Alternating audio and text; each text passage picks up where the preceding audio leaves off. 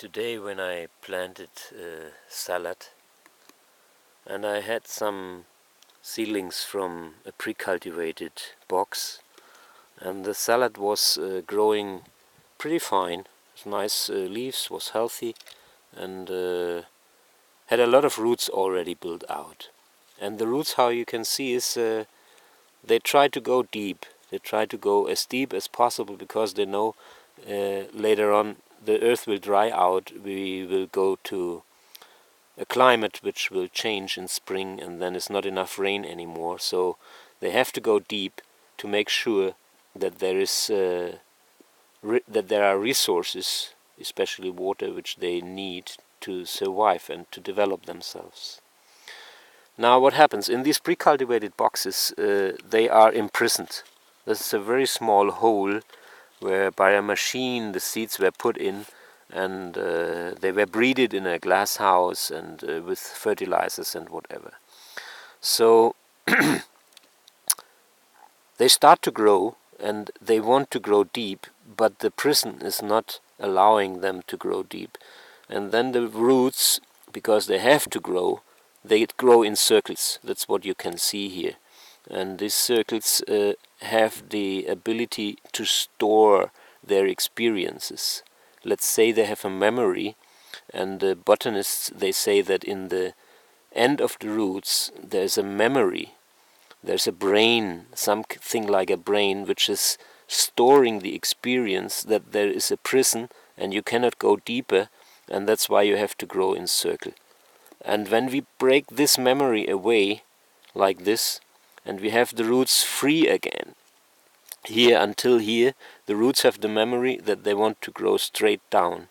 Then the plant has the chance, when we plant it out, and we find a place where it's okay, where there's no other plant interfering with this plant, make a small hole, put it in, and give him a small push and a good wish to grow. And then the plant has the chance to develop themselves new and free. The memory from the storage, from the prison, let's say, is broken away, and the plant has the chance to develop in a new way. What made me think today was that it remembers me of people who are coming from pre-cultivated situations. We all grew up in an environment where a lot of interests were interfering with our natural interests, and we were some kind imprisoned with our roots as well. We could not develop our roots in a way which would have been natural. And then is the problem as well, as longer as we are imprisoned, pre-cultivated, educated, let's say, in a certain way, it's difficult to set our own roots free again and to learn to get rid of these memories of the prison. So to get rid of these old roots which we don't need because they grow in circles and they want to grow on and on in circles, and it makes us crazy that we cannot get rid of these old habits because we see it's possible to do it in a different way. We can be free as well. We see other plants which are free, and we want to join them. We want to be as free as well, but we need help. We are mostly not able to take away this old memory and these old roots which are not helping us when we get planted, when we suddenly have the chance with our circle-built roots to grow freely. We cannot develop our roots. They will go on in circles and circles. So we have really to make a cut, a breakaway, and then we have the chance to grow new.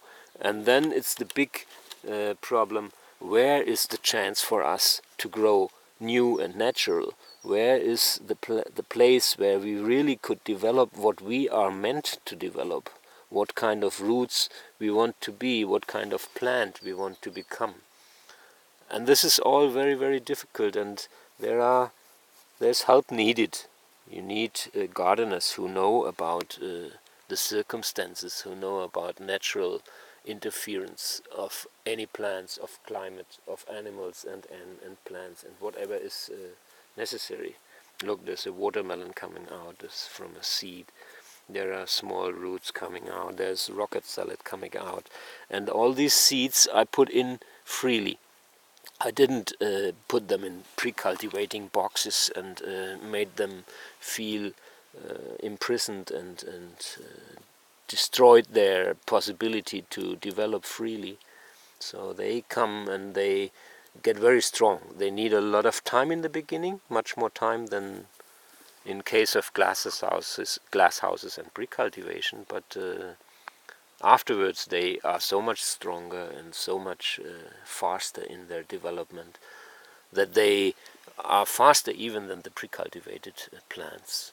So in the end we don't win anything. We have no advantage out of the fact that we pre-cultivate the salad, because we have to shock him, we have to hurt him to get off the memory of this prison, and then it needs time to recultivate, to recreate itself. And it's the same with human beings. If we would have the time and the patience to let any living being develop itself in a way that it can grow deep, that it can develop roots, that it can develop the shape in a way which is healthy and natural, we would live much easier with much less effort, but we would need so much more time. And this problem is in our normal society not possibly to be solved, because it's all about time. So when you have to be 6 years old, ready for school, there's no time. When you are 18 years old, ready for work, or even earlier, there's no time. We have not the chance to orientate ourselves, to find out what is suitable for us. And we have no real gardeners around us who show us how our neighborhood could be helpful for us, how the other plants, the other living beings, the other human beings need us as well as we need them, and how we could cooperate and all this stuff, instead of getting pre-cultivated in strange boxes and develop strange memories and strange habits which are so difficult to be left behind.